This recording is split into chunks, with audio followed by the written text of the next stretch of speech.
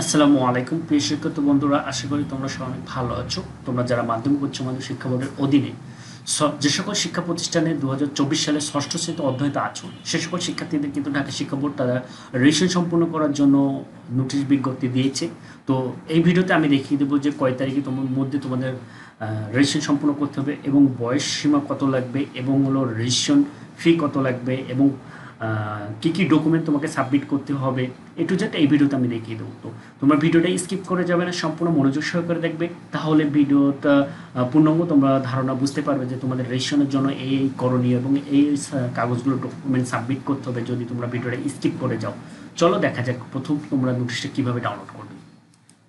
তো তোমরা ঢাকা শিক্ষা বোর্ডের যে মেন ওয়েবসাইট, সেই ওয়েবসাইট সম্পর্কে কিন্তু অলরেডি জানো, এবং যে সকল শিক্ষার্থীরা ওয়েবসাইট সম্পর্কে জানো না এবং যারা আমার ভিডিওটা দেখতেছো তারা ঢাকা শিক্ষা বোর্ডের ওয়েবসাইট মেনটা আমি এখানে কার্সার সিলেক্ট করে অলরেডি দেখিয়ে দিচ্ছি। তো ঢাকা শিক্ষা বোর্ডের এই ওয়েবসাইট অ্যাড্রেসটা তোমরা ডেস্কটপ, ল্যাপটপ এবং যেভাবেও তোমরা আসার পরে ব্রাউজ করে আসার পরে তোমাদের কিন্তু ইন্টারফেস এমন একটা চলে আসবে।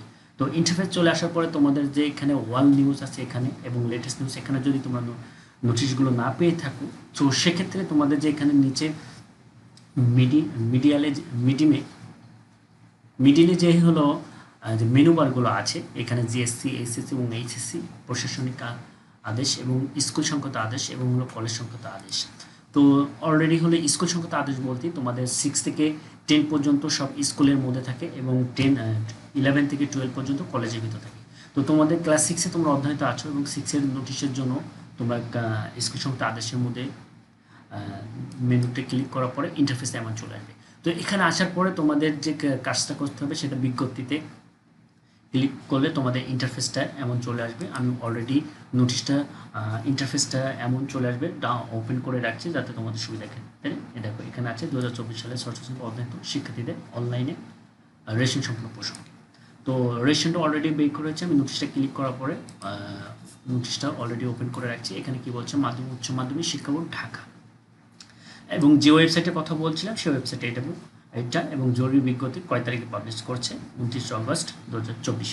তো বিষয় কী লিখছে, 2024 সালে ষষ্ঠ শ্রেণীতে অধ্যয়িত শিক্ষার্থীদের অনলাইন ইএসএফআই পূরণের মাধ্যমে রেজিস্ট্রেশন করার প্রসঙ্গে, এবং তারা কি বলছে, অত্র বোর্ডের আওতাধীন শিক্ষা প্রতিষ্ঠানের অধ্যক্ষ এবং প্রধান শিক্ষককে উপযুক্ত বিষয় নির্দেশনা অনুযায়ী প্রয়োজনীয় ব্যবস্থা গ্রহণের জন্য নির্দেশ ক্রমে অনুরোধ করা হলো।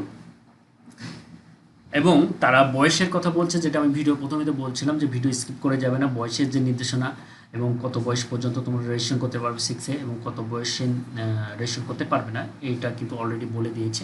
1 নম্বর সিরিয়ালে তারা কি বলছে, জিএসসি পরীক্ষা পরিচালনা নীতিমালা 1-এর খ ধারা অনুযায়ী পরীক্ষার বছরের 1 জানুয়ারি পরীক্ষার্থী ন্যূনতম বয়স 9+ লাগবে, অর্থাৎ তোমাদের 9 বছর না হলে অর্থাৎ 9+, এবং যদি 9 বছরের কম হয় তাহলে কিন্তু তোমরা রেজিস্ট্রেশন করতে পারবে না। এবং 31 ডিসেম্বর সর্বোচ্চ 15 বছর, অর্থাৎ 15 বছর না, সর্বোচ্চ 15 বছর তোমরা হলে রেজিস্ট্রেশন করতে পারবে, তার ওপরে হলে তোমরা রেজিস্ট্রেশন করতে পারবে না। তো তখন আরেকটা বলছে, বিশেষ চাহিদা সম্পন্ন শিক্ষার্থীদের ক্ষেত্রে বয়সসীমা সর্বোচ্চ 20 বছর, অর্থাৎ বিশেষ চাহিদা সম্পন্নের মধ্যে কারা পড়ে, যারা প্রতিবন্ধী এবং তোমাদের যে পড়াশোনার যদি গ্যাপ হয়ে যায় বা আনুষঙ্গিক তোমাদের বয়সের কারণে রেজিস্ট্রেশন করতে পারতো, সেক্ষেত্রে ঢাকা শিক্ষা বোর্ডে কিন্তু কাগজপাতি ডকুমেন্ট সাবমিট করতে হয় এবং কাগজপাতি শো করতে হয়, তার ভিত্তিতে তারা তোমাকে বয়স সম্পন্নর মধ্যেই কিন্তু রেজিস্ট্রেশন সম্পূর্ণ করার প্রক্রিয়া দেয়। এবং 2 নম্বর কলম 3 নম্বর এই বিজ্ঞপ্তিগুলো তোমরা সবভাবে পড়ে নিও, এবং 4 নম্বর কলমে যেটা হলো শিক্ষা প্রতিষ্ঠানের জন্য, এটা তোমাদের না পড়লেও চলবে, এবং 5 নম্বর 6 নম্বর এটাও তো শিক্ষা প্রতিষ্ঠানের জন্য। এবং যেটা আমি বলেছিলাম ভিডিও শুরুতে যে কত তারিখ থেকে তোমাদের ক্লাস 6-এর রেজিস্ট্রেশন সম্পূর্ণ করতে হবে, তো অলরেডি ফি জমা এবং পূরণের তারিখ 10ই সেপ্টেম্বর থেকে 9ই অক্টোবর পর্যন্ত। তো তোমাদের শিক্ষা প্রতিষ্ঠান ইতিমধ্যে কিন্তু তোমাদের নোটিশ দিয়ে দিয়েছে। তো তোমাদের কাজের সুবিধার্থে শিক্ষা প্রতিষ্ঠান অলরেডি হাতে 10 দিন সময় রাখে যাতে কাজটা সম্পূর্ণ করা যায়। অর্থাৎ এই 10 দিন কেন, 10-15 দিন হাতে কেন সময় রাখে, কারণ তোমাদের যে ছবির কাজ আছে, রেজিস্ট্রেশনের ছবির কাজ করতে হয় এবং বার্থ সার্টিফিকেট জমা নিবন্ধনের কাগজ এখানে বাধ্যতামূলক আপলোড করতে হয়, আর তারপর ডাটা এন্ট্রি করতে হয় অনলাইনে, এই জন্য তারা একটু হাতের সময় নিতে, এবং ডাটা এন্ট্রি করার পরে ফাইনাল সাবমিট আসার আগে কিন্তু তোমাদের কিন্তু তোমাদের কাছে পাঠিয়ে দেয় চেক করার জন্য যে ঠিক আছে কিনা। এবং জনপ্রতি রেজিস্ট্রেশন ফি তারা কিন্তু অলরেডি দিয়ে দিচ্ছে রেজিস্ট্রেশন ফি 50 টাকা এবং আনুষঙ্গিক যে খরচটা দিয়ে টোটাল 74 টাকা কিন্তু তোমাদের রেজিস্ট্রেশন ফি কিন্তু শিক্ষা প্রতিষ্ঠানকে পার স্টুডেন্টকে দিতে হবে। তো এখানে আরেকটা কথা বলছে কি, শিক্ষার্থীদের যে ডাটা এন্ট্রি রেজিস্ট্রেশন সম্পূর্ণ পরে বা প্রতিষ্ঠানের কাছে কিন্তু একটা কপি থাকবে।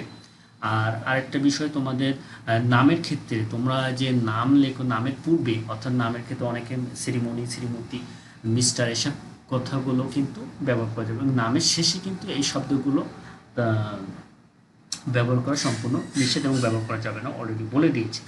সকল শিক্ষা প্রতিষ্ঠানের শিক্ষিত হালনাগাদ থাকতে হবে, এটা শিক্ষা প্রতিষ্ঠানের কথা। এবং আরেকটা বিষয় তোমাদেরকে বলবো যে তোমাদের রেজিস্ট্রেশন ফর্ম যেটা ফিল আপ করবে, তোমাদের শিক্ষা প্রতিষ্ঠান যেটা দেবে সম্পূর্ণ ক্যাপিটাল করে লিখবে। এবং আরেকটা, তোমাদের বার্থ সার্টিফিকেট জন্ম নিবন্ধন অনুযায়ী তোমরা কিন্তু রেজিস্ট্রেশনটা সম্পূর্ণ করবে। কারণ তোমার যদি জন্ম নিবন্ধন একরকম থাকে, তোমরা ফর্মে লিখছো একরকম, তাহলে সেক্ষেত্রে তোমাদের পরবর্তী সংশোধনের ক্ষেত্রে কিন্তু অনেক কাগজপাতি কিন্তু আপলোড করতে হয় এবং ঝামেলায় পড়তে হয়। তো এই ভিডিওটা আমি এই পর্যন্ত রাখতে চাচ্ছি। তোমাদের এই নিয়ে কোনো প্রশ্ন এবং মতামত থাকলে তোমরা কমেন্ট বক্সে প্রশ্ন করবে। তোমরা ভালো থাকবে, সুস্থ থাকবে। আসসালামু আলাইকুম।